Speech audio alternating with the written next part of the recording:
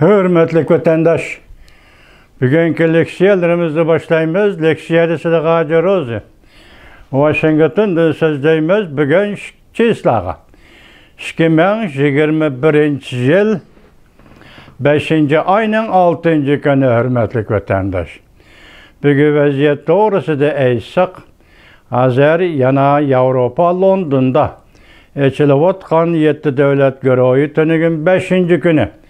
Ben ahırlaştı deptimin ahırlaşmaptı. 5. günü 7 devlet görevi birleşme bayanat ilan kıldı. Hem ahbarat ilan kıldı. Bunun mezmunucu bolganda asaslığı Tibet bilen Uygur meselesine kızgaldı. Bunun üzümü acayip bir özgürüş. Endi şunu acayip bir özgürüş degende vatandaşım. Bu 7 devlet görevi kaçan kuruldu taza menen haberim yokken adette onun dikkat kılmaptı ben hazırgıça. 7 devlet görevi her yıl eçilediğin yığın. Sanatlaşken devletler görevi yığını. Ular dünyanın keyinki yıllık, keyinki bir yıllık, belki bir 2 yıllık siyasetini belgileydi vatandaşım. Ben şundak düşünümen. Hazır Uygur meselesini 7 devlet görevinin tilgi elişi bu kattıge. Çünkü Uygur'un hazırki facialik turmuşunu dünya için eğitkanda intayin eğer facia. Bunun dünya nazar güzürünü salmay birnimi demey, ya ki dünya ya ki undak ya ki bundak cevap vermey, ütüp gitelmeydi vatandaşım. Şuna hazır demokratik devletler, ahlaklık devletlerinin ahlakı aldığı koyulgan mesele. Biz tünügün sözledik, leksiyimizde bugün şunun yandaşkan halda 7 devlet görevi ilan kılgan birleşme bayanatı hem Tibetler doğrusu da Uygurlar doğrusu da toxtaldı degen sözün üzü bu 7 devlet görevinin bundan keyinki siyaseti. Ya ki vaxtlık emas, belki bundan keyinki siyaseti, dünyavi siyaseti belgelendi degen gap. Şunu bunu biz sizlerge bugün alaydı vaziyet kılıp tapşırımız vatandaşlar. Onun keyin yani bugün sizlerge yeni bir haber hürmetlik vatandaş.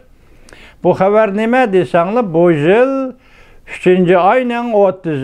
günü Amerika Koşmuş Ştatları yıllık 2020 yıllık kişilik hukuk dokulatı dünyadaki her kaysı devletler 200'den artık devletlerin kişilik hukuku doğrusu da dokulat ilan kıldı. Bugün hazır hesapta bir aydan açtı degen gap vatandaşım şu vakta İngilizce dokulatның İngilizce nüshası da bolsa gerek. Şundak deyilipdi. Deyilipdi emas. Fevkulladı bir hadise meselen. Her yılı dokulatda tilgi elinip kelediğin Tibet Abtonom rayonu ve Tibet'le yaşaydığı Abtonom oblastlar Cumhuriyet Halk Cumhuriyeti'nin bir kısmıdır deydiğin söz bu yıl elip taşınıptı vatandaşım. Bu yılki 2020 yıllık kişilik hukuk teşkilatıga yani Tibet Cumhuriyeti'nin bir kısmı deydiğin gap elip taşınıptı, kirgizilmepti. Buna ait katta haber hürmetlik vatandaşım. Muşa haberini, bugünkü haberini sizlerge tayyorlab keldim. Tünügünkü yandaşkan halda tönügünkü sözlüge leksiyamın ayeti doğru leksiya boptu tahi toluk emas. Yanımı çonkurlaşkan al tahlil kılışımız gerek vatandaşlar.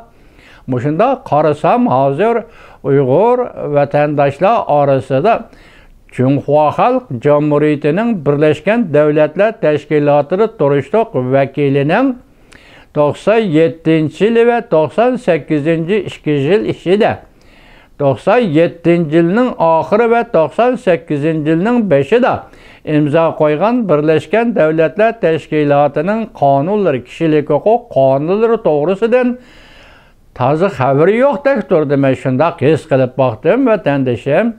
O vaxtıda tuyuqsuz bolğan vaka idi bu. Hiç kim anqıralmaydı hakikaten. Bugün günde endi oyğanğan Uygur cemiyetiga bu iş kirip gelişi gerek vatandaşım.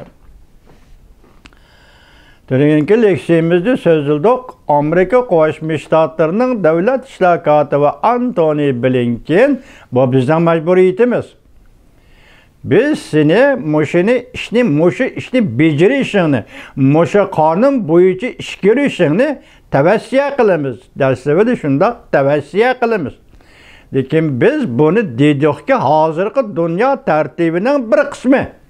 Biz ta'kidlayotgan dunyo tartibi, demokratik dunyo tartibi, kishilik huquqni yaxshilashdan iborat dunyo tartibi, adil savdo, qonun bo'yicha belgilangan nizomnoma qonun doirasida raqobatlashish tartibi, bularga hech kimning, hech qanday bir davlatning, kimning o'tirg'i chiqib xiris e'lon qilishiga bo'lmaydi.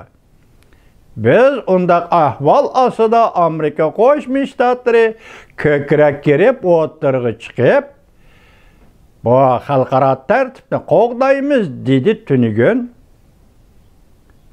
Amerika Qo'shma Shtatlarining davlat ishlar kotibi Antony Blinken. Mo'sha ma'noda siz ishga qonunga qo'l qo'ygan ekan, men sizga dedim, bu ishga qonun nihoyatda tafsiliy yozilgan qonun, tafsiliy belgilangan qonun, uning har ikkisining birinchi moddasida har qanday xalq va millatlarning o'z taqdirini o'zi belgilash huquqi bor. Bu katta gap vatandoshim. Bu belgilash uchun sizga avval bir yo'l berish kerak. O yo'l nima? Siyosiy tanlash. Men nima desam shuni deyman deydigan siyosiy tanlash huquqi berish kerak yoki bir demokratik turmush, bir demokratik vaziyatni sizga yaratib berish kerak. Xalqaro jamiyat shu vaqtda nima deysiniz deydiganni shu yerda deysiz, hurmatli vatandoshim. Bugun mana sizga ta'kidlaydiganim, qarang.